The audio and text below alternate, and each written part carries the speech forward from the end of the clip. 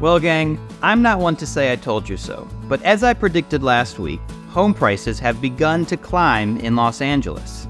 And looking at the data, I think it's safe to say that home prices should continue to climb in the weeks ahead.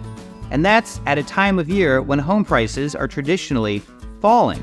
Now that's what I call an October surprise. And we're going to get into how far home prices should fall in this week's Los Angeles Real Estate Roundup for October 21st, 2024. Brought to you by Blueprint.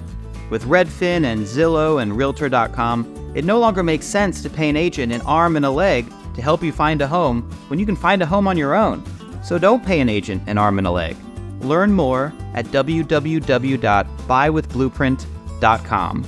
Now let's get into the data. All right, we're looking at Redfin's latest print for the Los Angeles metro market, and we start with the median sale price of a home in Los Angeles. And as you can see, we climbed this week to a price point of $890,000 for a median home in the Los Angeles metro. Now, as I explained last week, these numbers are kind of a month old because this sales price reflects a home that went into contract 4 or 5 weeks ago. To see very current numbers on pricing, we look at new listing median price. Now, this is the median price of a new listing that hit the Los Angeles market this week. And this week, we actually saw a decline in the median price of a new listing down to $933,475. That's off last week's $944,475. Now, in last week's video, I pointed to this 5-week increase in the new listing median price to suggest that prices should be climbing in Los Angeles. Prices did, and now we see a 1-week decline in the new listing median price.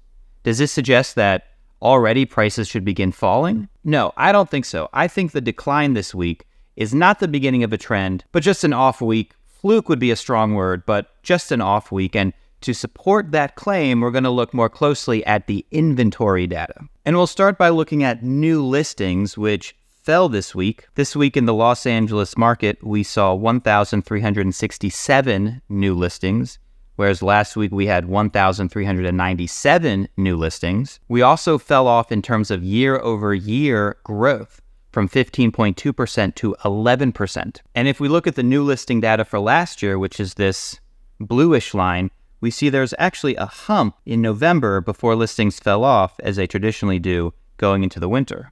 So we should see our year-over-year growth in new listings get even smaller as we approach that November hump. And just as a preview for what's to come, fewer new listings can lead to less inventory, can lead to higher prices. Now we're looking at homes sold, and in absolute numbers, the numbers of homes sold on the LA market this week remain flat. We were at 996 last week. We're at 992 this week.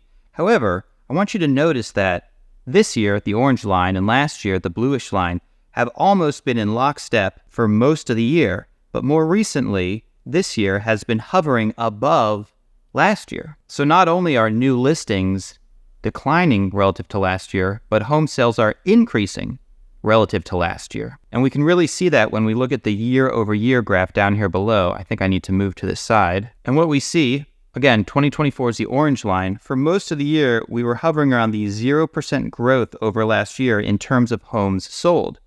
But in the last, say, 2 months, we've seen a general increase over last year in terms of homes sold. But again, homes sold is slightly dated data. These are homes that sold this week, meaning they went into contract 4 or 5 weeks ago.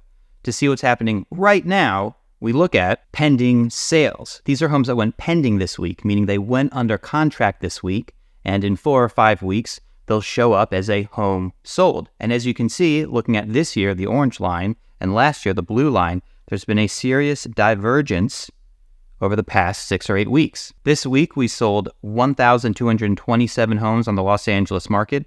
That's up from last week's 1,213. And what we should also notice is that last week saw 11.4% more home sales than the same week the year before. And this week, we've climbed to 16% more home sales than this week the year before. Again, this is a trend we can see clearly when we look at the year-over-year graph. And what we see over the past couple of weeks is a consistent uptick in pending sales relative to last year. One of the crash bros that I used to make a lot of videos making fun of loved to say that buyers were on strike. Well, this is exactly what it looks like when buyers are not on strike. Buyers are coming to market and buying up homes. And returning to the absolute numbers graph for a second, again, we're looking at pending sales. The reason why this is such an October surprise is that we almost always see decreasing pending sales this time of year.